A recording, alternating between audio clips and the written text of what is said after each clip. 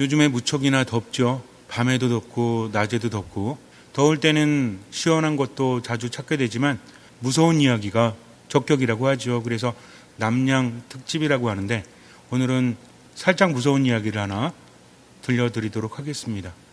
무서운 이야기 하면 단연코 귀신 이야기죠. 귀신 이야기는 무섭죠.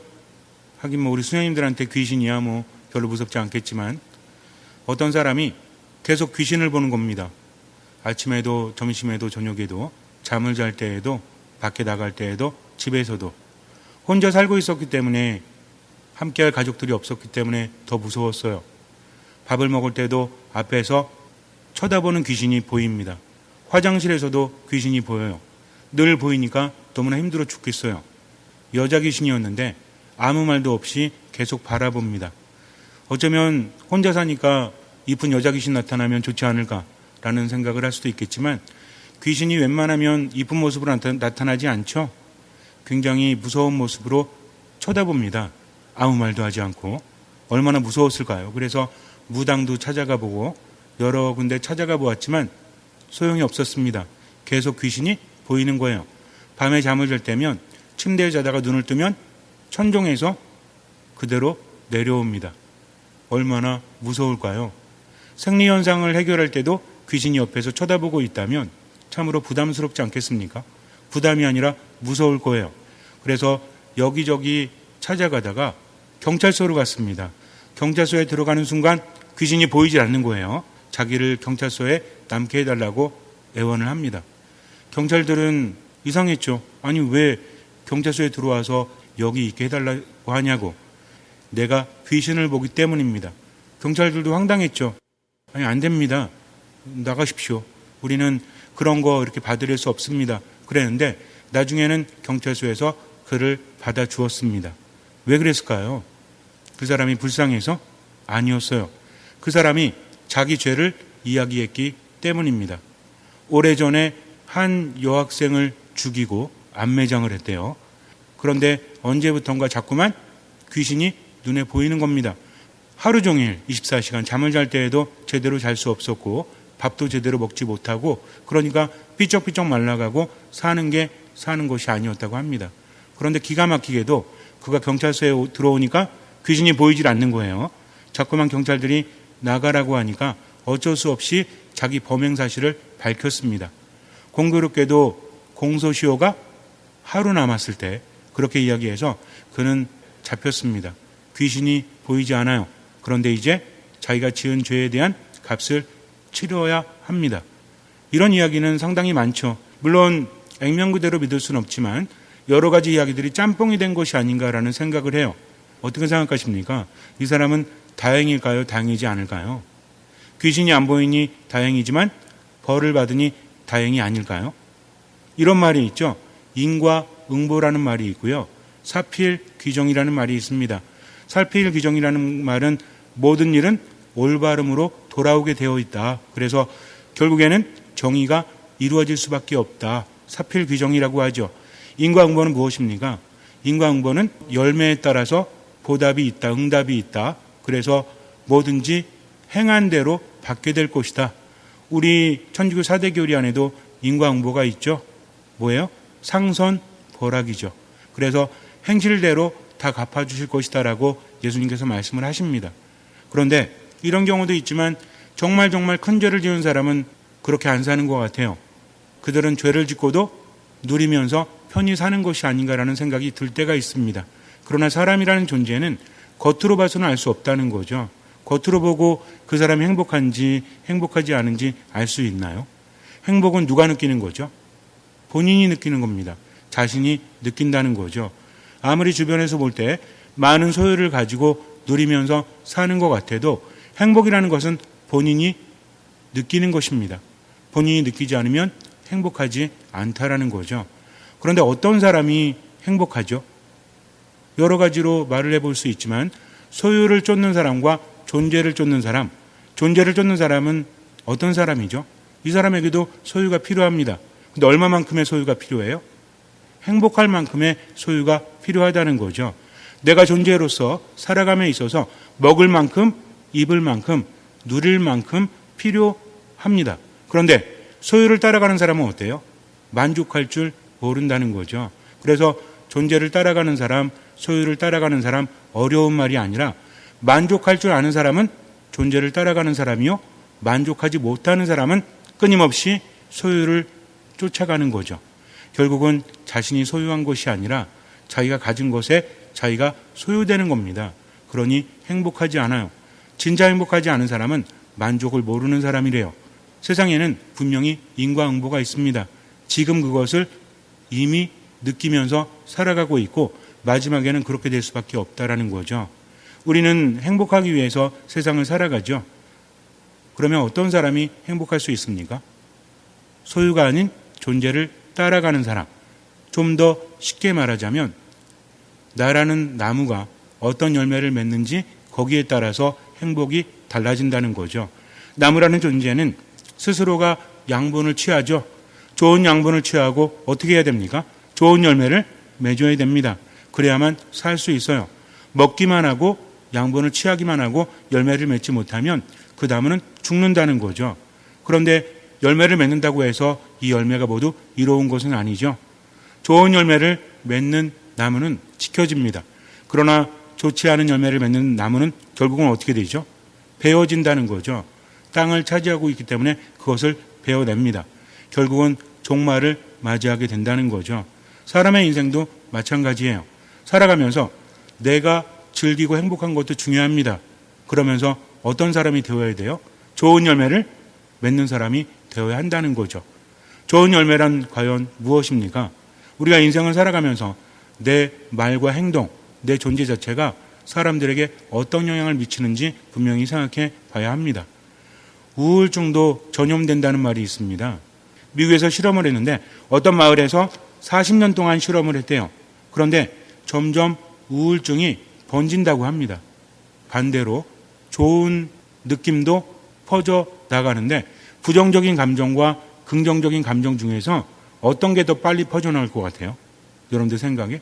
1번 긍정적인 감정, 2번 부정적인 감정. 2번이래요, 2번. 그래서 좋은 거는 퍼져나가기가 쉽지가 않다고 합니다. 하지만 오래간대요.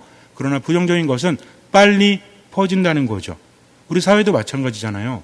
어떤 사람이 좋은 일을 했다 그래서 귀감이 되었다라고 하면 많은 사람들이 그것을 따라하려고 하고 영향을 받죠. 안 좋은 것도 그럴 수밖에 없습니다. 왜 그런지 아세요? 누구나 다 안 좋은 것을 하려고 하진 않잖아요. 다른 사람이 범죄를 저질렀다고 해서 나도 범죄를 저지르고 싶을까요? 아닙니다. 사람들은요, 범죄를 따라하고자 하는 것이 아니라 어떤 이익을 얻고자 하는 거죠. 내가 열심히 살아가는데 아무 의미 없잖아요. 더 손해보잖아요. 저 사람 봤더니 어때? 위법을 하면서도 잘 먹고 잘 살죠. 그래서 어떤 생각을 합니까? 나도 잘 먹고 잘 살고 싶어요. 그런데 걸리면 안 되는 겁니다. 그래서 법을 어기는 거죠.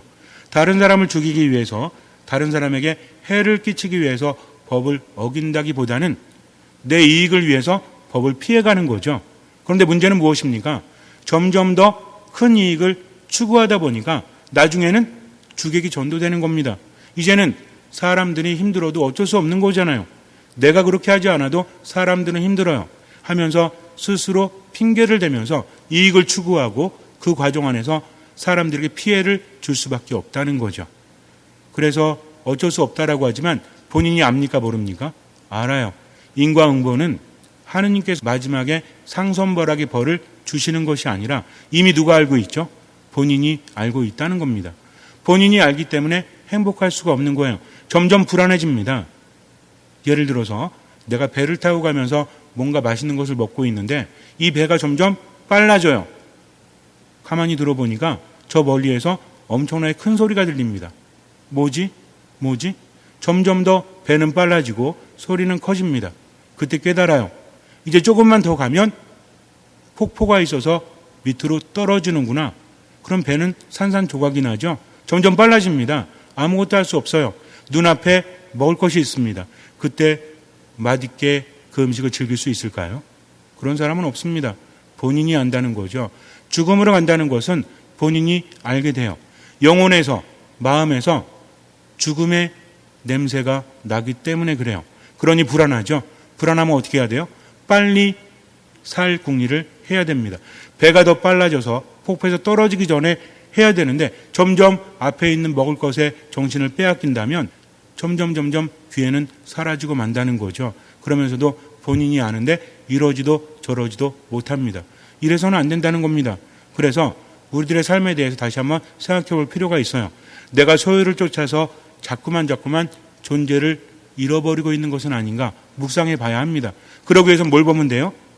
그 나무가 좋은 나무인지 안 좋은 나무인지 뭘 보면 알 수 있다라고 했죠? 열매를 보면 알 수 있다라고 했습니다. 나라는 나무가 좋은 열매를 맺는다는 것은 좋은 것을 많이 취했다는 거죠.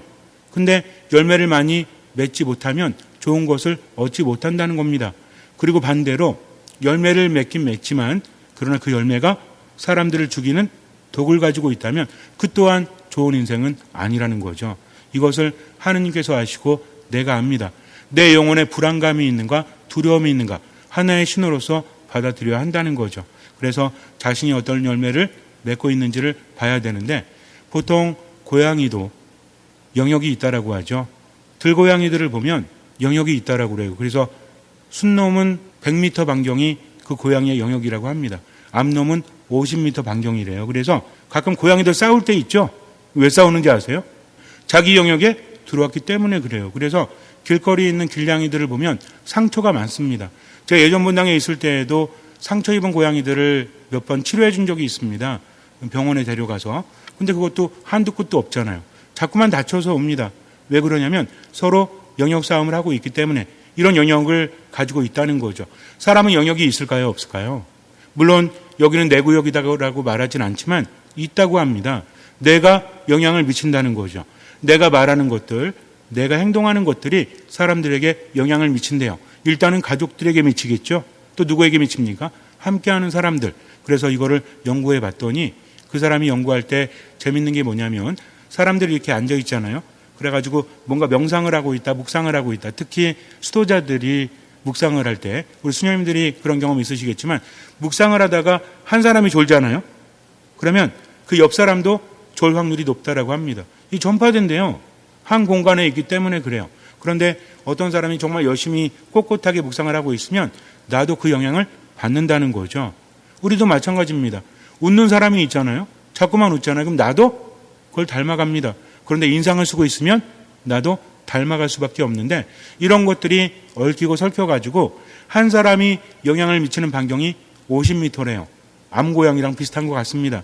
물론 정확하지는 않지만 대략 그 정도고 어떤 사람은 더 많이 영향을 미치기도 하고 그렇지 않기도 하죠. 이것이 무엇입니까? 이것이 그 사람의 열매라는 거죠. 눈에 보이지 않는 열매가 사람들에게 전해져서 영향을 준다는 겁니다. 이것을 보면 내가 행복한지 행복하지 않은지를 알 수 있다는 것입니다. 그래서 살아가면서 자꾸만 열매를 봐야 돼요. 어떻게 하면 행복할 수 있을까? 수많은 사람들이 방법을 찾아 헤매지만 간단합니다. 내 열매를 보면 되는 거예요. 내 열매가 사람들에게 행복을 주는지. 그렇다면 좋은 열매를 맺는 사람이요. 이 사람은 어떤 특징이 있을까요? 아까도 말씀드렸잖아요. 소유를 따라가는 사람이 아닌 존재를 따라가는 사람은 어떤 사람이다? 만족할 줄 아는 사람이다. 그래서 소유를 누릴 줄 알지만 그렇지 않은 사람은 더 많은 소유를 원하죠. 불안하니까 더 많이 채우려고 합니다. 만족하지 않죠. 만족하지 않으니까 어때요? 감사하지 못하죠. 감사하지 못하니까 어때요? 베풀지 못하고 다른 사람을 죽이는 겁니다. 그래서 정말 행복한 사람은 어떤 사람이다? 좋은 열매를 맺고 존재를 따라가는 사람, 그리고 소유를 쫓지 않고 만족할 줄 알고 감사할 줄 알고 베풀 줄 아는 사람이라는 거죠. 그래서 하느님은 기다려 주십니다. 열매를 보고 그 신호를 받아들이고 바뀌라는 거죠. 그래야만 우리는 행복한 사람이 될 수 있기 때문에 나중에 죽어서 천당 가거나 지옥 가거나 이것이 문제가 아니라 지금 행복한지 행복하지 않은지가 여기서 결정되기 때문에 그래요. 예수님께서는 말씀을 하십니다. 비유를 들어주시는데 밀과 가라지의 비유 잘 알고 있죠? 어떤 사람이 밭에 좋은 씨를 뿌렸어요. 그런데 원수가 와서 거기에 가라지 씨를 뿌립니다. 그래서 밀과 가라지가 함께 자라게 돼요. 밀과 가라지는 처음에 보면 구분하기가 쉽지가 않습니다. 너무 비슷하거든요. 그래서 일꾼들이 말하죠. 저희가 가라지를 다 뽑아버릴까요? 그랬더니 주인이 대답합니다. 그러지 마라. 그러다가는 밀도 다칠 수 있기 때문에 이제 수확 때가 되면 그때 구분해서 걷어들여라. 가라지는 모두 태워버리고 밀은 곡간에 넣겠다라고 이야기합니다. 여기서 주인은 하느님이시죠. 그리고 밀과 가라지가 심겨져 있는 밭은 우리들이 사는 인생의 삶이에요. 그리고 마지막 추수 때는 언제입니까? 이것은 종말 때라는 거죠. 곡간이라는 것은 하나님의 나라를 의미하고 가라지가 불에 태워진다는 것은 하나님의 나라에 들어가지 못하고 버려짐을 의미합니다. 그렇다면 처음에는 구분할 수 없다라고 했습니다. 밀을 보호하기 위해서 가라지를 내버려 두는 것이죠. 하느님께서 세상을 내버려 두시는 것은 이런 기다림이라는 거죠. 우린 여기서 한 가지 생각해 봐야 합니다. 그렇다면 밀은 계속 밀이고 가라지는 계속 가라지일까요? 비유라는 것은 사실을 이야기하는 게 아니죠. 사실을 비유로 이야기하는 것은 듣고 깨달으라는 겁니다. 생각하고 묵상하고 깨달으라는 거죠. 지금은 가라지지만 밀이 될 수도 있습니다. 지금은 밀이지만 가라지가 될 수도 있다라는 거죠. 이것이 비유의 핵심인 거예요. 아직은 알 수가 없습니다. 처음에는 비슷하다고 그랬죠. 그런데 이삭이 돋을 때부터 이제 차이가 납니다. 밀은 빼곡이 엄청나게 많은 열매가 맺어져요. 그러니 어떻게 되죠? 고개를 숙이게 되죠. 겸손하게 세상을 살아갑니다. 많은 것을 알기 때문에 스스로가 얼마나 부족한 존재인지를 알기 때문에. 그런데 가라지는요, 빼곡하게 열매가 맺히지 못하고 그냥 드문드문 납니다. 그러니 무겁지 않죠? 그래서 어떻게 해요? 뻣뻣하게 서 있어요. 이것을 보고 어떤 것을 깨닫습니까? 가라지는 나쁘다, 밀은 좋다, 이게 아닙니다. 그걸 보는 사람의 이야기를 하는 거죠. 많은 경험을 하고 많은 것을 깨달아서 뭐 할 줄 아는 거예요? 감사할 줄 아는 거죠. 자신을 숙일 줄 아는 겁니다. 그런데 가라지는 그렇지 않아요. 이 가라지는 열매도 많이 맺지 못할 뿐만 아니라 먹을 수도 없습니다. 맛도 없고 영양가도 없거든요. 바로 이런 사람을 의미하죠. 열매를 많이 맺는다는 것은 무엇입니까? 사람들에게 좋은 것을 주면서 자신도 양분을 충분히 빨아들이는 존재. 주인이 그 밭을 돌볼 거 아니에요. 좋은 씨를 뿌렸다는 겁니다. 그래서 본인도 행복하고 다른 이들에게 좋은 열매를 맺어주는 거예요. 근데 가라지는 어떻습니까? 양분은 빨아들이죠. 그런데 열매를 별로 맺지 못합니다. 게다가 어떤 일도 있냐면 곰팡이균이 서식을 합니다. 그래서 많은 가라지들은 이 곰팡이에 오염이 돼요. 밀은 그렇지 않은데 이 곰팡이에 오염이 되면 점점 곰팡이가 퍼져나갑니다. 그런데 만일 사람이 이걸 먹게 되면 아프죠. 배탈이 나거나 설사를 하거나 중독이 된다는 겁니다. 그렇게 본다면 가라지는 두 종류죠. 하나는 뭐예요? 별로 열매를 맺지 못하고 쓸모가 없는 거. 또 하나 뭡니까? 남에게 피해를 주는 안 좋은 열매를 맺는 것이 바로 가라지라는 거죠. 마지막 때가 되면 이제 구분이 됩니다. 밀은 아주 크게 자라요. 근데 가라지는 아주 작게 자랍니다. 그래서 이 가라지를 독보리라고 말해요. 독보리. 왜냐하면 독을 가지고 있기 때문에. 추수 때가 되면 구분하기가 쉬워집니다. 처음에는 알 수 없지만 그래서 사람의 인생도 마찬가지예요. 처음에는 좋은 사람, 좋은 열매를 맺는 사람, 안 좋은 열매를 맺는 사람 이렇게 나뉘어지지만 행복한 사람, 행복하지 않은 사람 이렇게 나뉘어지지만 잘 모른다는 거죠. 근데 인생을 살아가면 살아갈수록 점점 어떻게 돼요? 누가 깨닫습니까? 내가 깨닫게 되는 거죠. 나는 점점 가라지가 되는구나. 나는 점점 열매를 맺지 못하는구나. 아니 나는 점점 사람을 죽이는 열매를 맺고 있구나. 그러니 어떻게 해야 되겠다? 이러다가 나중에 불에 태워지면 된다? 아닙니다. 이제라도 깨달아야 한다는 거죠. 자신의 처지를 깨달았다면 어떻게 하면 돼요? 주님을 부르면 돼요. 우리가 그래서 주님의 말씀은 종합적으로 이해해야 한다고 말씀을 드렸죠. 내 처지를 깨닫습니다. 그리고 주님께 도움을 청하는 거죠. 예수님 뭐라고 하셨기 때문에 너희는 나 없이는 아무것도 할 수 없다라고 하셨기 때문에 그래요. 그래서 이제는 그분 안에 머물러야 되겠다. 좋은 열매를 맺는 밀이 되어야 되겠다. 주님 당신께 돌아가고 싶습니다. 하면서 주님께 방향을 전하는 것이 바로 회개입니다. 그래서 불행에서 이제 행복으로, 불안해서 편안함으로 방향을 바꾸는 거죠. 그리고 그분을 기다립니다. 그분이 나에게 오신다는 거죠. 나는 어떻게 하면 돼요? 그분의 음성을 알아들으면 돼요. 그래서 듣는 마음이 필요하다는 거죠. 잠시 눈을 감으세요. 인생이란 그렇습니다. 행복을 위해서 누구나 삶을 살아가죠. 그런데 행복이라는 것은 소유에 따라서 정해지는 것이 절대로 아닙니다. 인간은 존재를 따라가서 살아야 돼요. 그것은 무엇입니까?